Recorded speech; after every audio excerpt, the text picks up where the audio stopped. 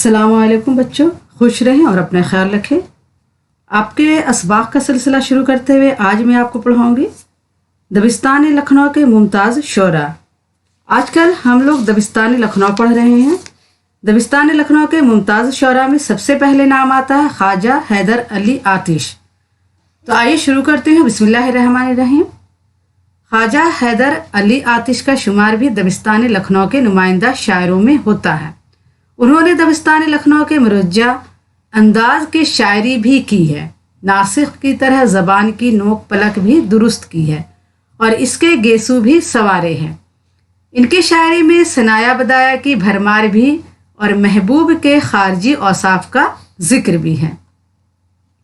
इनके यहाँ काफिया पैमाई भी है और भर्ती के इशार भी, लेकिन इसके साथ इनके यहाँ फिक्री की गहराई भी है और परवाज़ तख़य्युल भी। हम लोग ख्वाजा हैदर अली आतिश के बारे में पढ़ रहे हैं। ख्वाजा हैदर अली आतिश का शुमार क्या है? दबिस्तान लखनऊ के मुमताज़ शोरा में होता है और उन्होंने दबिस्तान लखनऊ की शायरी की है। वहाँ की जो ख़ास अंदाज की शायरी की होती थी उसमें भी उन्होंने शायरी की है और नासिक की तरह।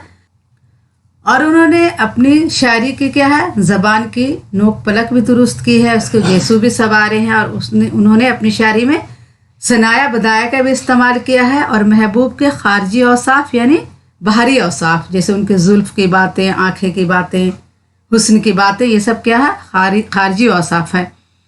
ये सब का भी उन्होंने जिक्र किया। और इनके यहाँ काफिया पैमाई भी है और भर्ती के इशारे भी हैं और इनके यहाँ क्या, फिक्र की गहराई भी है और परवाज़ तख़य्युल भी। परवाज़ तख़य्युल कहते हैं तसव्वुर यानी इमेजिन, जो सोच की दुनिया होती है। तो ये सब बातें भी उनके यहाँ है। एहसास जमाल भी और मुनफरिद अंदाज बयान भी। इनका यही फितरी अंदाज ही इन्हें सच्चा, खरा, फितरी और बुलंद कामत शायर बना देता है। इनकी शायरी लखनऊ के रंगीन माहौल से मुतासिर तो होती है, लेकिन वो इसकी रंगीनी में गुम होकर नहीं, इनके कलंदराना मजाज और आज़ादा रवि इन्हें बहुत जल्द इस माहौल से बाहर ले आती है और फितरी अंदाज में इशार सुनाने लगते। इनका यही फितरी अंदाज इन्हें नासिख से मुमताज़ करा देता है। और इनकी जो शायरी थी उनके अंदर क्या था, कलंदराना अंदाज था, यानी वो आज़ाद तबीयत के मालिक, आज़ादा रवि थी उनके अंदर। और ये सब बातें जो थी उनको क्या है, नासिख से बिल्कुल अलग करती है, नासिख से शायरी से उन्हें मुमताज़ कर देती है। बच्चों, मैं आपको 6th क्लास से उर्दू पढ़ा रही हूँ, अरब में 12th क्लास की उर्दू पढ़ा रही हूँ, लेकिन मुझे वो प्यार आप लोगों से नहीं मिला जो मिलना चाहिए। आप लोग वीडियो तो देख लेते हैं लेकिन लाइक सब्सक्राइब नहीं करते हैं। तो प्लीज़ जब भी वीडियो देखें प्लीज़ लाइक करें, सब्सक्राइब करें और अपने दोस्तों को ये वीडियो ज़रूर शेयर करें और हमारे वीडियो को आप अपने दोस्तों को शेयर करें ताकि मेरा वीडियो ज़्यादा से ज़्यादा फैले। तो आइए आगे पढ़ती हूँ। आतिश के कलाम में इस तरह के इशारे मिलते हैं जिससे वाज़ह होता है कि फ़न, शेर गोई और आदाब शायरी से ना सिर्फ पूरी तरह वाकिफ़ थे बल्कि इसका एहतराम भी करते थे और काफ़ी हद तक इस पर अमल भी किया करते थे। आतिश शायरी को मुरस्सा साजी करार देते हैं।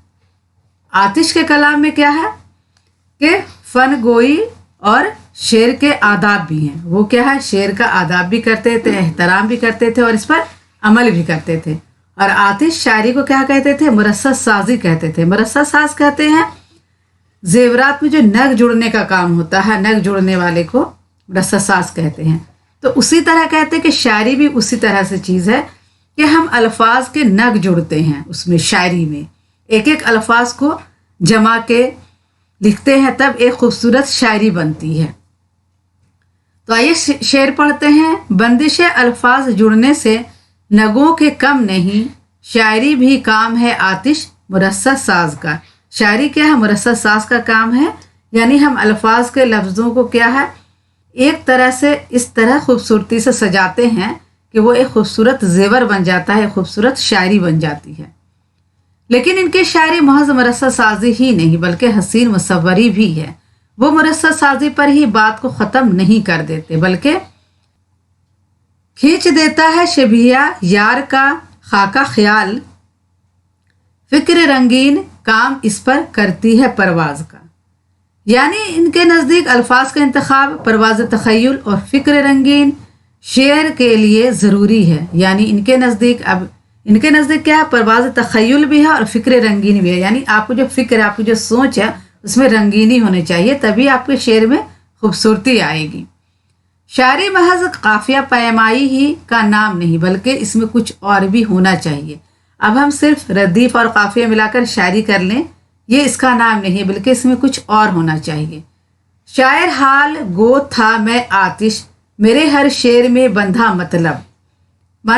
मानी हुआ कि मैं हाल गो शायर हूँ, हाल की बातें करता हूँ। आतिश की ज़िंदगी में जो आज़ादा रवि, जो कलंदराना शान, जो बाकपन, जो तुर्रहदारी और जो बेनियाजी थी, वो इनकी शायरी में नज़र आती है। इनके कड़े तेवर, इनका तीखा लबो लहजा, इनका अंदाज बयां इन्हें दूसरों से मुमताज़ कर देता है और वो इस अंदाज में इजहार ख्याल करते हैं। हम क्या कहें किसी से, क्या है तरीक़ अपना, मज़हब नहीं है कोई, मिल्लत नहीं है कोई।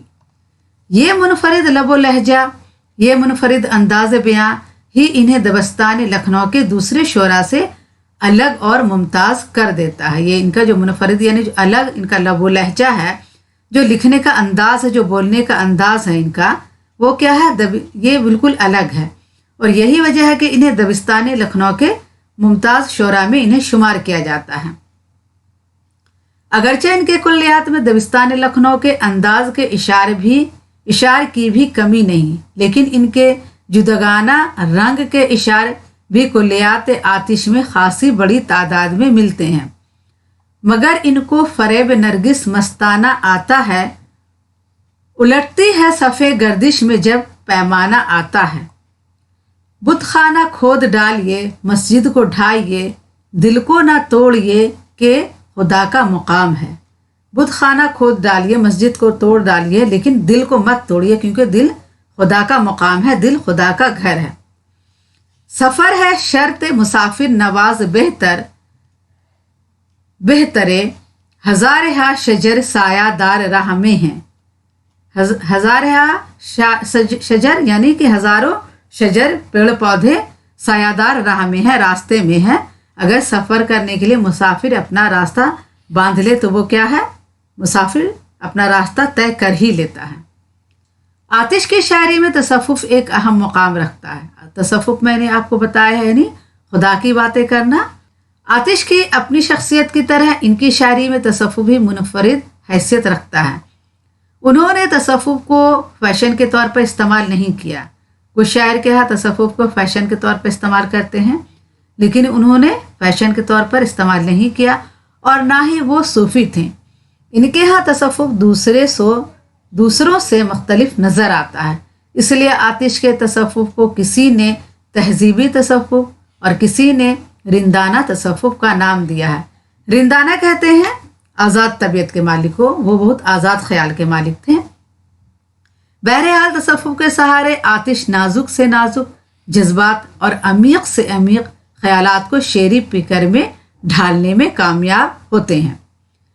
अब अमीक से अमीक यानी गहरी से गहरी बातें, और नाजुक ख्यालात को वो क्या है, अपने शेरी पिकर में ढालने में कामयाब होते हैं।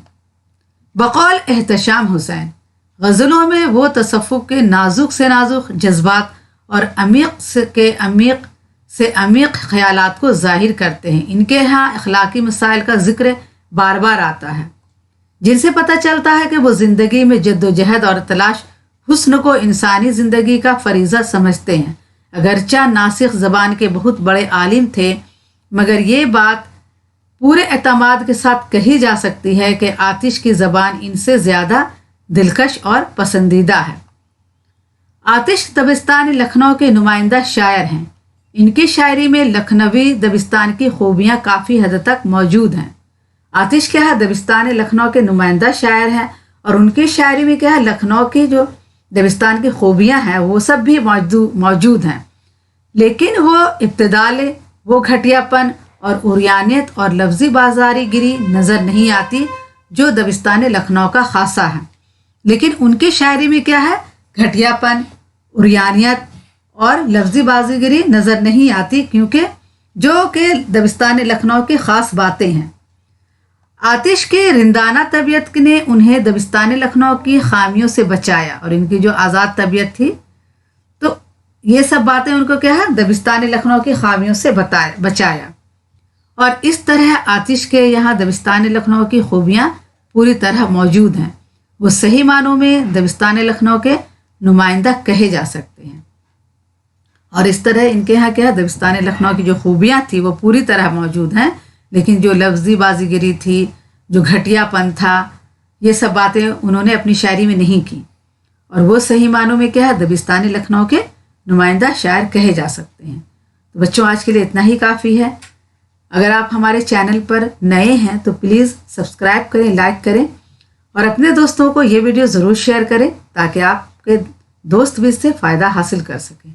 अल्लाह हाफिज़।